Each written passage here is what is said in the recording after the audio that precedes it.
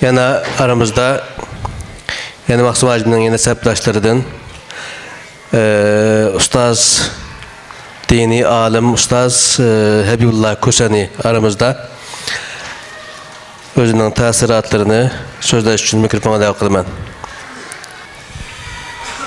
Bismillah, elhamdülillah ve salatu ve selamu ala Resulillah.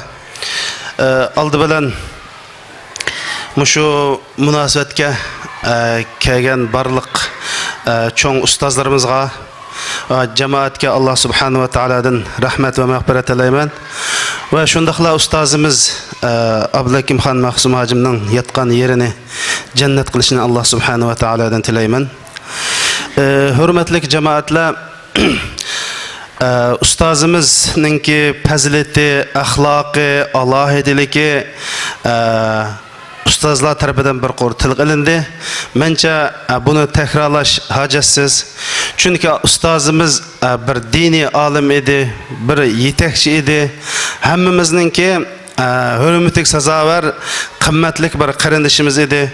Allah subhanahu ve taala Kur'an-ı Kerim'de biz maqtumsaq mı muşundaq ustazlarını maqtab وَمَنْ أَحْسَنُ مِمَّنْ دَعَا إِلَى اللّٰهِ وَعَمِلَ صَالِحًا yani Allah'a davet qığandı mı ulug bir insan bamı deb Allah maqtadı. Resul Ekrem sallallahu aleyhi ve sellem hadis şerifte fadlul alimi alel abid deydi. Yani bir olimning normal ibadet qildigan bir insan bilan bo'lgan farqi 14 günlük tulun ay bilen yulduzlarının farkıdak muşundaq farkı var deb Allah subhanahu ve taala maqtadı. Hamda Allah subhanahu ve taala her bir insanı kıymetli, kadirlik, aziz yarattı. Ama her bir insan muş dünyadan ketkendan keyin o insan kaldırgan boşluk şu insanınki kadirinin farklılığını ispatlaydı ekan. Hani Maksum Hacim bizde dini sahada çoğun boşluğunu kaldırıp gitti. Siyasi dava sahasında boşluğunu kaldırıp gitti. Demek Maksum Hacim kamdan muşuyaga bizni jig'ib akilishimi, hazır ölüp ketgandan keyin bir yildan keyin bizni akilishimi, yani bunun delil fakti.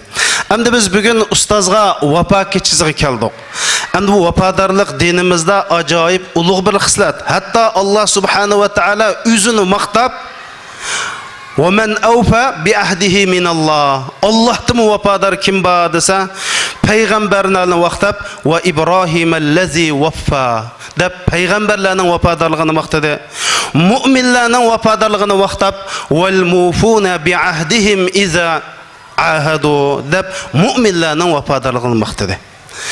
Hem demek bu ustazga biz qandaq qilib vafadarlığımızı ifadelaymiz degan vaqtida to'g'ri mushundaq kechilar yig'ilimiz, ammo haqiqiy samimiy vafadarlik bo'lsa qarindoshlar.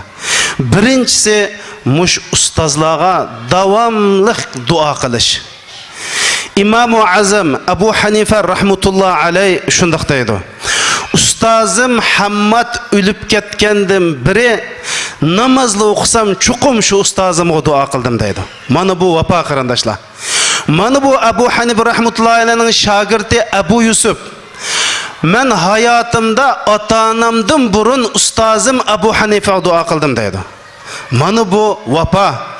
İmam Ahmed rahmetullah aleyh men 30 yıldan beri bir gün mu İmam Şafii'ga dua qilmay ötküzgen bir günüm yo'q deydi. Mana bu vafa qarindoshlar. Şundaqla ustazga vafa qilishdiki bir yana bir ifoda bo'lsa, mush ustozning hammamizning mush isil xislatları, bizga qoldirib ketgan miraslari, bizga ustoz qoldirib ketgan cho'ng miraslardan bizga nurg'un o'zining ish izlari bilan nurg'un xislatlarni qoldirdi va bir davoni qoldirdi. Shuningga ega chiqish. Jumladan ustozimiz mushu Sharq Turkiston Ma'arif jamiyati va shundaqla Sharq Turkiston ulamolar birligini bizga qoldirib ketdi. Biz mushundaq qoldirib ketgan miraslarga amaliy ish harakatimiz bilan va shularning chaqiriqiga chaqirib qo'shish bilan ustozga haqiqiy vafo ko'rsatgan bo'lamiz. Allah subhanahu va taala bu so'rindagi jamoatlarning gunohini afv qilsin. Ustozimizning gunohini afv qilsin.